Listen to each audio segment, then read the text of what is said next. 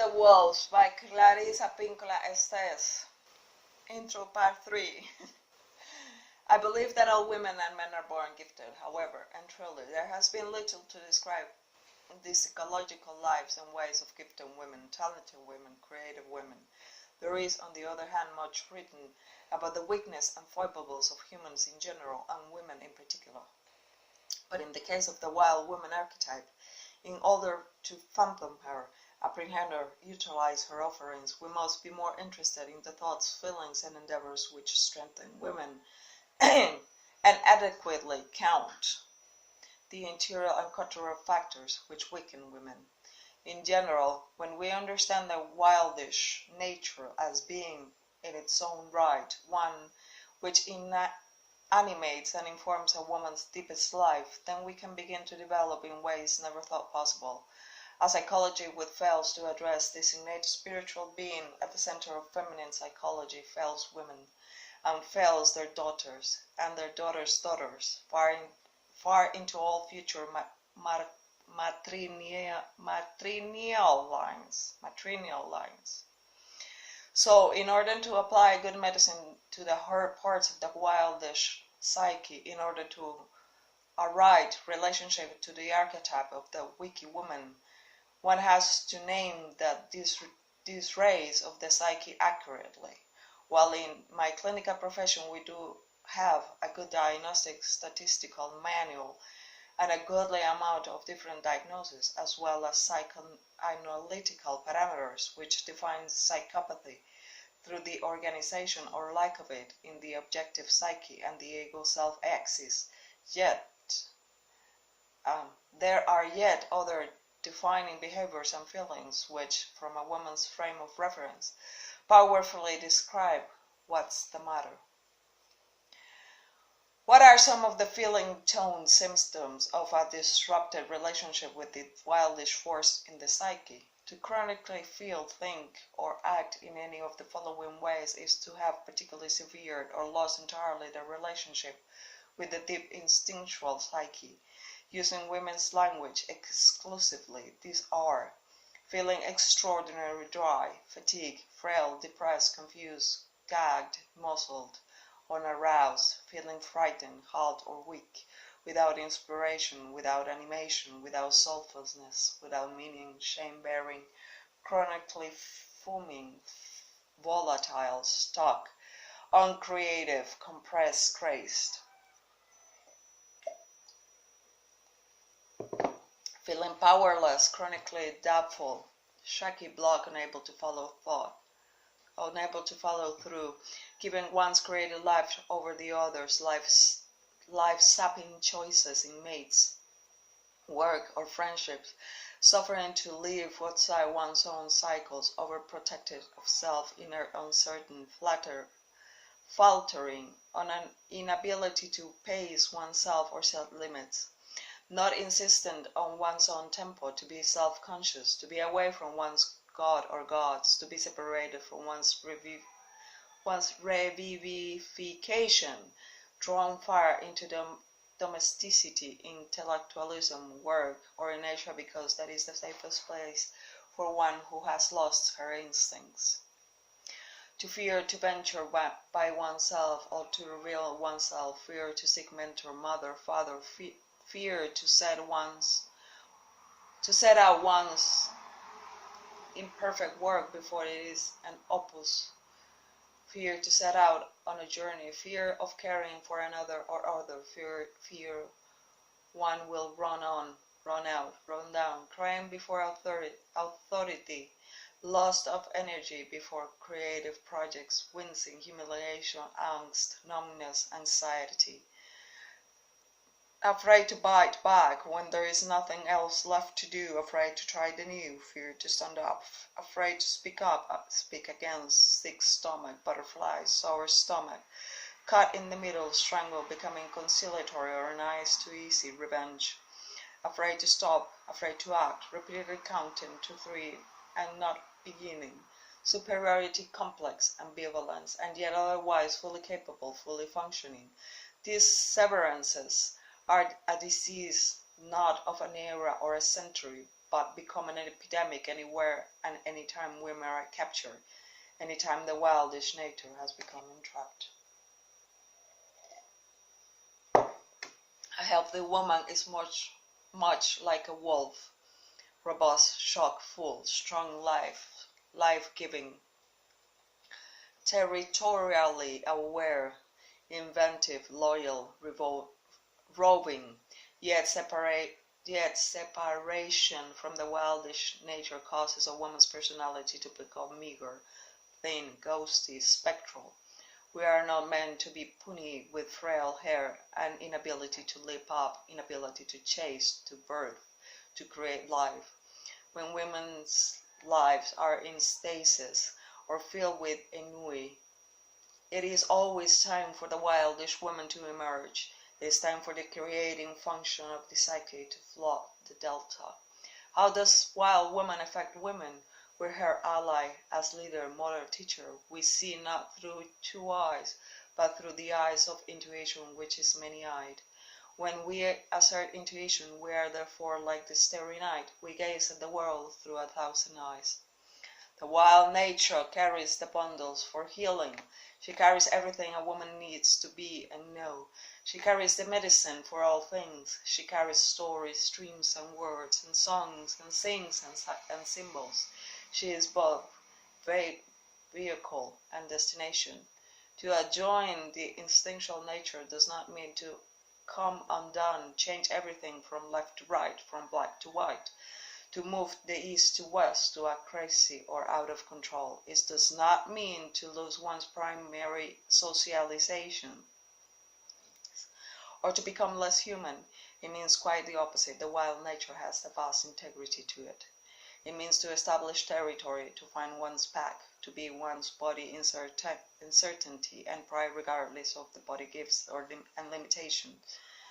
To speak and act in one's behalf, to be aware, alert, to draw on the innate feminine powers of intuition and sensing, to come into one's cycles, to find what one belongs to rise with dignity, to retain as much consciousness as possible. The archetype of the wild woman and all that stands behind her is patroness to all painters, writers, sculptors, dancers, thinkers, prayer makers, seekers, finders, for they are all busy with the work of invention, and that is the instinctive nature's main occupation. As in all art, she resides in the gods, not in the head. She can track and run and summon and repel. She can sense, camouflage, and love deeply. She is intuitive, typical, and normative. She is utterly essential to women, mental and soul health.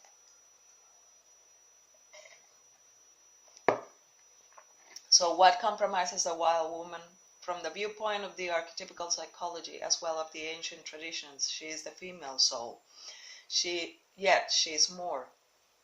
She is the source of the feminine. She is all that is instinct of the worlds, both seen and hidden. She is the basis. We each receive from He a glowing self which contains all the instincts and knowings needed for our lives from She. She is the life-death life force. She is the incubator. She is intuition. She is farseer. She is deep listener. She is lawyer heart. She encourages humans to remain multilingual, fluent in the languages of dream, passions, and poetry. She whispers from night dreams. She leaves behind on the terrain of a woman's soul turquoise hair and muddy footprints. She fills women with longing to find her, free her, and love her. She is ideas, feelings, urges, and memories. She has been lost and half forgotten for a long time. She is the source, the light, the night, the dark, and daybreak. She is the smell of good mud, and the back leg of the fox. The birds which tell us secrets belongs to her. She is the voice that says, "This is the way, this is the way." She is the one who thunders after injustice. She is the one who turns like a great wheel. She is the maker of cycles. She is the one we leave home to look for. She is the one we come home to. She is the murky root of all women. She is the things that keep us going when we think we're done for. She is the incubator of raw little ideas and deals. She is the mind which thinks us. We are thoughts that she thinks. Where is the present? Where can you feel her? Where can you find her? She walks the deserts, woods, oceans, cities, and in the barrios, in the castles. She lives among queens, among campesinas, in the boardroom, in the factory, in the prison, in the mountain of solitude. She lives in the ghetto, at the university, and in the streets. She leaves footprints for us to try for size. She leaves footprints wherever there is one woman who is fertile soil. Where does she live? At the bottom of the well, in the headwaters, in the edge before the time. She lives in the tear and in the ocean. She lives in the cambia of trees, which pings and as it grows. She is from the future and from the beginning of time. She lives in the past and it's summoned by us. She is in the present and keeps the chair at our table, stands behind us in line, and drives ahead of us on the road. She is the future and walks backward in time to find us now. She lives in the green walking through snow. She lives in the rustling stalks of dying autumn come. She lives where the dead come to be kissed and the living send their prayers. She lives in the place where language is made. She lives on poetry and persecution and singing. Persecution, no. She lives on poetry and percussion and singing. She lives on quarter notes and great notes, and in a cantata, in a sestina, in the blues. She is the moment just before the inspiration bursts upon us. She lives in a faraway place that breaks through our world. People may ask for evidence, for proof of her existence. They are essentially asking for proof of the psyche. Since we are the psyche, we are also the evidence. Each and every one of us is evidence not only the wild woman's existence, but of her condition in the collective. We are the proof of this ineffable phenomenon. Our existence parallels hers. Our experiences of her within and without are proofs. Our thousands and millions of encounters with her intrapsychical, through our night dreams and our thoughts, through our yearnings and inspirations. These are the verifications, the fact that we are bereft in her absence, that we long and yearn when we are separated from her. These are the manifestations that she passes this way.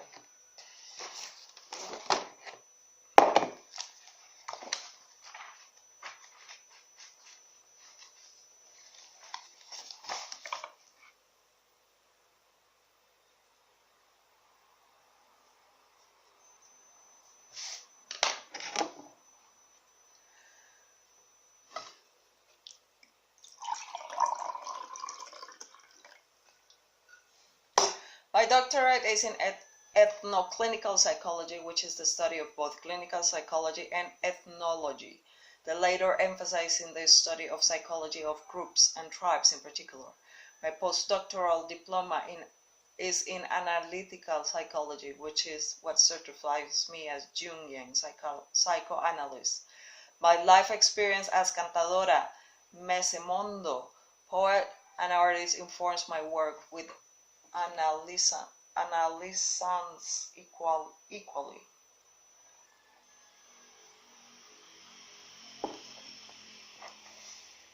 Analysans.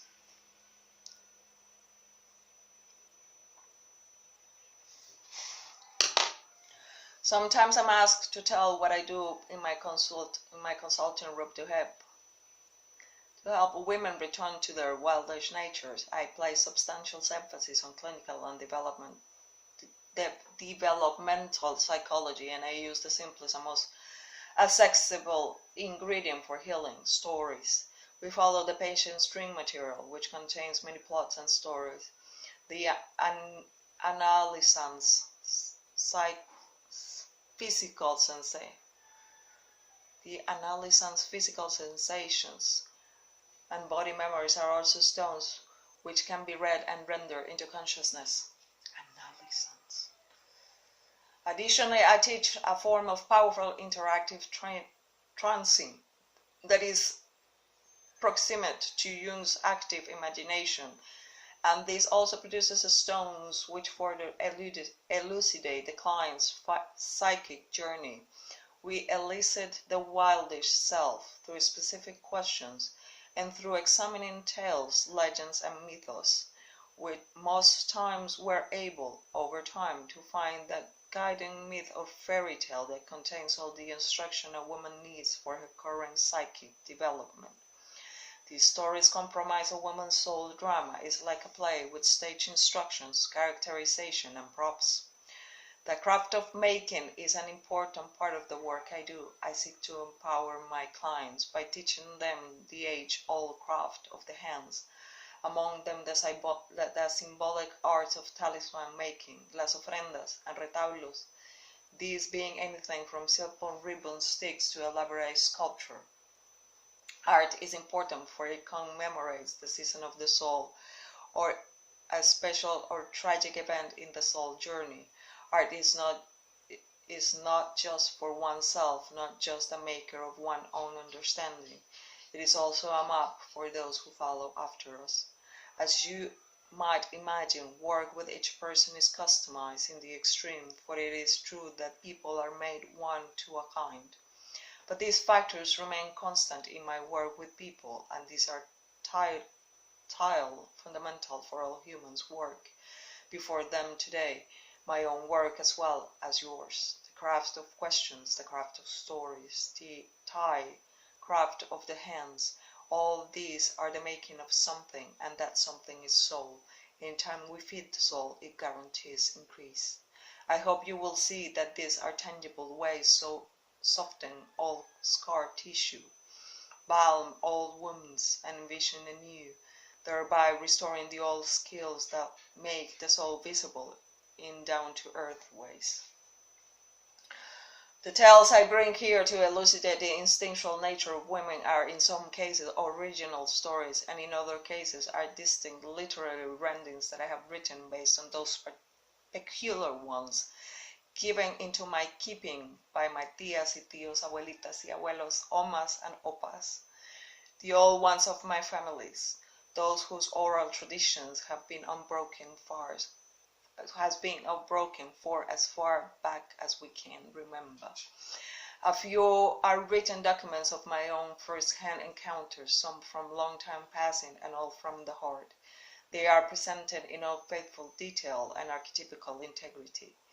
It is with the permission and blessing of 3 living generations of familiar healer-tellers who understand the subtleties and requirements of story as healing phenomena that I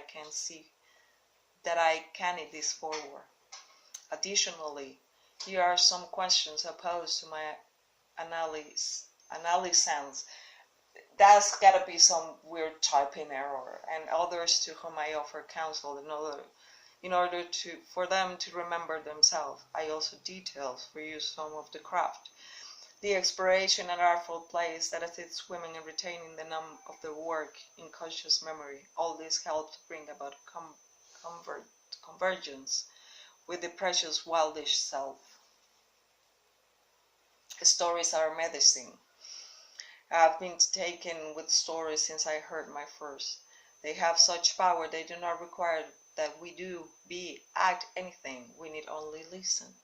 The remedies for repair or reclamation for any lost psychic drive are contained in stories. The stories engender the excitement, sadness, questions, longings, and understandings that spontaneously bring the archetype, in this case the wild woman, back to the surface.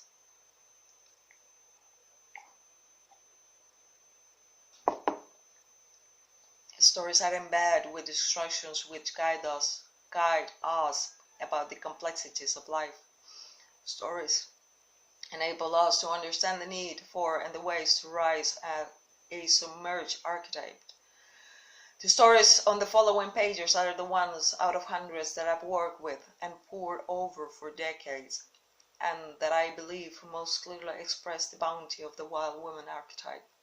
Sometimes various cultural overlays disarray the bones of stories. For instance, in the case of the Brothers Grimm, among other fairy tale collectors of the past few centuries, there is a strong suspicion that informants, storytellers of the time sometimes purify the stories for the religious brothers' sakes.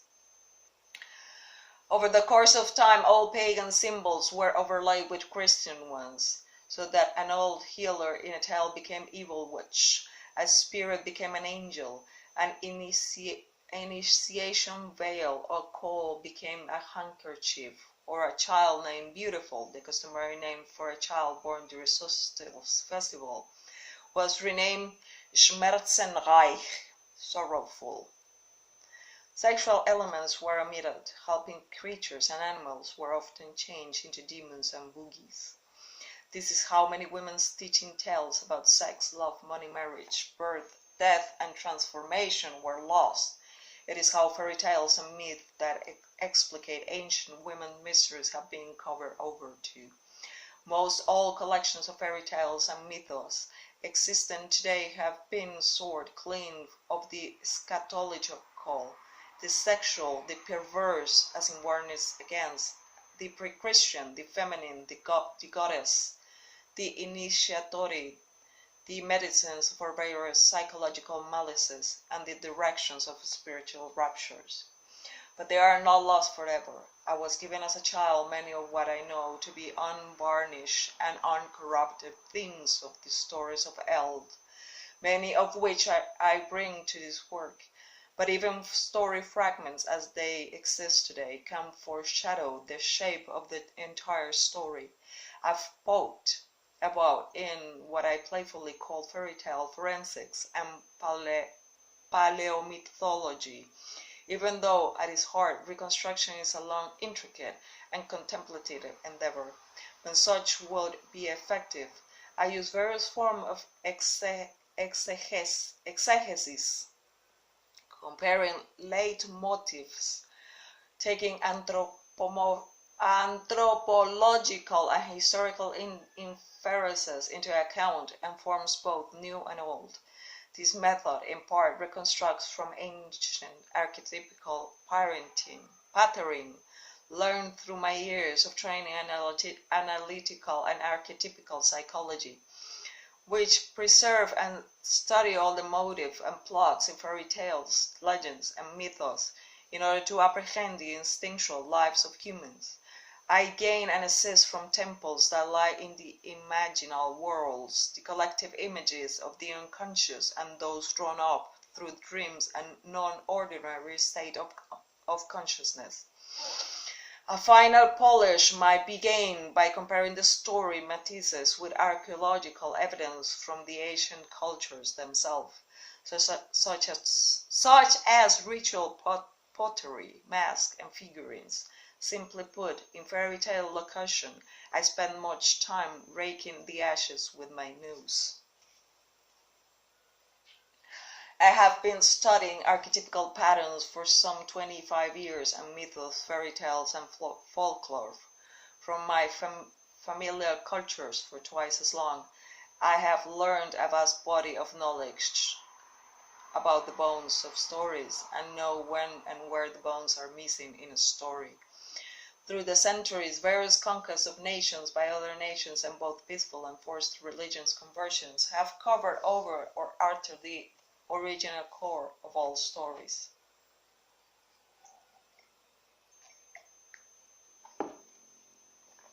But there is good news. For all the structural tumble down in existing version of tales, there is a strong pattern that still shines forth.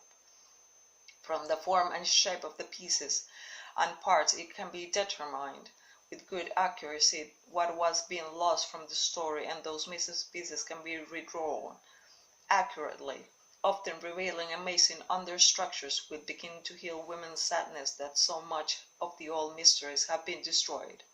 It is not quite so. They have not been destroyed. All one might need, all that we might ever need is still whispering from the bones of story. Collecting the essence of stories is a constant paleontologic endeavor.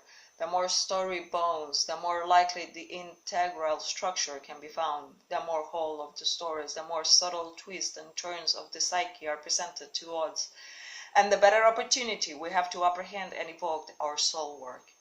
When we work the soul, she, the wild woman, creates more of herself. As a child, I was lucky to be surrounded by people from many of the old European countries and Mexico. Many members of my family, my neighbors and friends had recently arrived from Hungary, Germany, Romania, Bulgaria, Yugoslavia, Poland, Czechoslovakia, Serbo-Croatia, Russia, Lithuania, and Bohemia, as well as Jalisco, Michoacán, Juárez, and many of the old aldeas fronterizas villages at the Mexico-Texas, Arizona borders.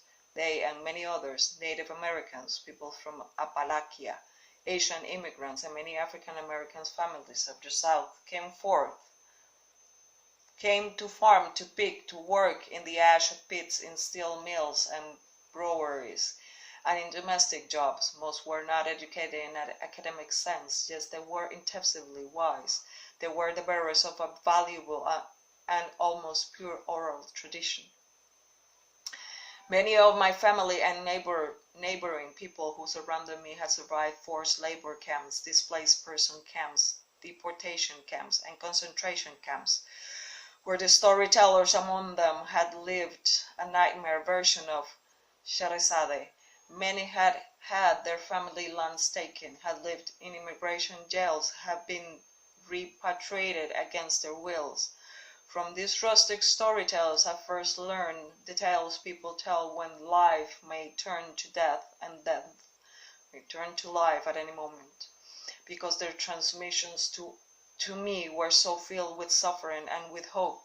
When I later grew old enough to read fairy stories printed in books that later seemed curiously starched and iron flat in comparison.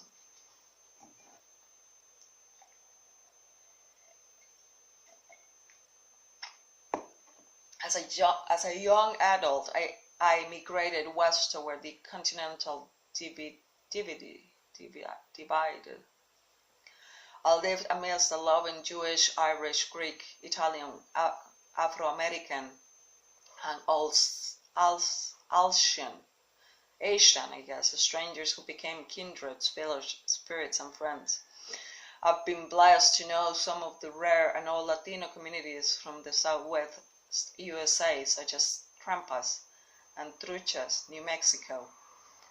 I was fortunate to spend time with Native American friends and relatives from the Inuit in the north, through the Pueblo and Plains peoples of the west, to the Nahuas, Lancadones, Tehuanas, Huicholes, Sens, Mayaquiches, Cachiqueles, Mezquitos, Cunas, Nazca, Quechuas, and Jibaros in Central America and South America.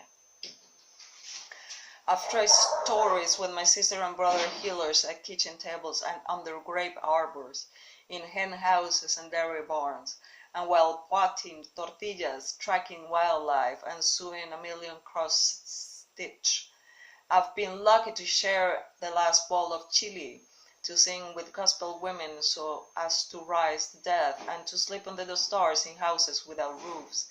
I've sat down to the fire or dinner or both in Little Italy, Polish Town, the Hill Country, Los Barrios, and the other ethnic communities throughout the urban Midwest and Far West, and most recently traded stories with Sparats, Bad Ghost, with Man Griot, friends in the Bahamas. I have been double lucky that wherever I've gone the children, the matrons, the men in their prime, and the old cots and crones, the soul artists have crept out of the woods, jungles, meadows, and sandhills to regale me with calls and cables, and I too, them.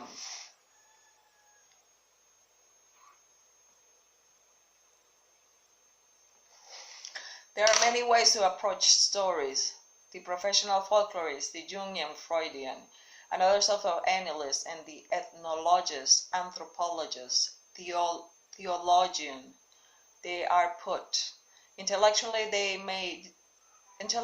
the way I develop my work with stories was through my training in analytical and archetypical psychology.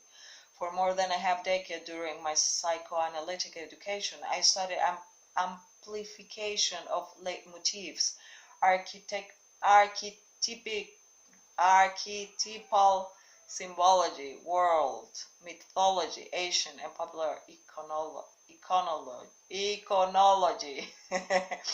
ethnology, world religions, and interpretation. Viscerally, however, I come to stories as a cantadora, keeper of all stories. I come from a long line of tellers, Mesemondok, all Hungarian women, Mesemondok, all of Hungarian women whom I easily tell while sitting on wooden chairs with their plastic pocketbooks on their laps, their knees apart, their skirts touching the ground and while winging the neck of a chicken, and all cocknistas, all Latina women who stand robust of breast, hips wide, and cry out the story ranchera style. Both clans story tell in the plain voice of women who live life, blood, and babies, bread and bones. For us, story is a medicine which strengthens and arights the individual and the community.